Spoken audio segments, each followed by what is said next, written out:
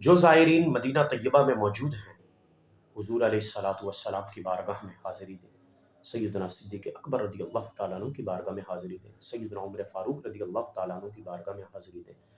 ہو سکے تو خوب درود و سلام کے نذرانے پیش کریں، قرآن کی تلاوت کریں، ذکر و اذکار کریں، ان کے وسیلے سے اللہ کے حضور دعائیں مانگیں، کیونکہ یہ وہ ذات، وہ شخصیت ہے کہ جس کے متعلق آقا علیہ الصلاۃ والسلام نے فرمایا کہ ابو بکر نے مجھ پر اتنا مال خرچ کیا، ابو بکر نے مجھ پر اتنے احسانات کیے کہ ان احسانات کا بدلہ اللہ رب العزت بروز قیامت ہی عطا فرمائے گا۔ فرمایا کہ میں نے ہر ایک کے احسان کا بدلہ عطا کیا، لیکن ابو بکر کے احسان کا بدلہ اللہ عطا فرمائے گا۔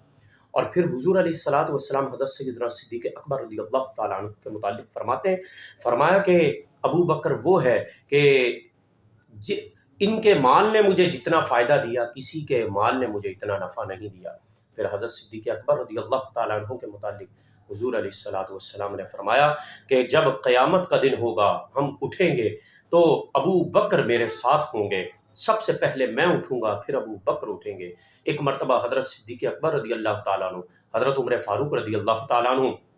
حضور علیہ الصلاۃ والسلام کے ساتھ جا رہے تھے، ایسے ہاتھ پکڑے ہوئے تھے، اور پھر نبی پاک صلی اللہ علیہ وسلم نے فرمایا کہ جس طرح ہم آج چل رہے ہیں، جب ہم قبروں سے اٹھیں گے تو ہم اسی طرح ہوں گے، اور جنت میں جائیں گے تب بھی ہم ایسے ہی ہوں گے۔ دیکھیے سیدنا صدیق اکبر رضی اللہ تعالی عنہ وہ ذات، وہ شخصیت ہے کہ ان کے وسیلے سے اللہ دعائیں قبول فرماتا ہے۔ ساری مخلوق میں علاوہ انبیاء اور رسول کے اللہ رب العزت نے حضرت صدیق اکبر رضی اللہ تعالیٰ عنہ کو فضیلت عطا فرمائی، افضلیت عطا فرمائی۔ نبی پاک علیہ الصلوۃ والسلام نے اپنا مصلی سیدنا صدیق اکبر رضی اللہ تعالیٰ عنہ کو عطا فرمایا ہے۔ تو آج جو مدینہ طیبہ میں موجود ہیں،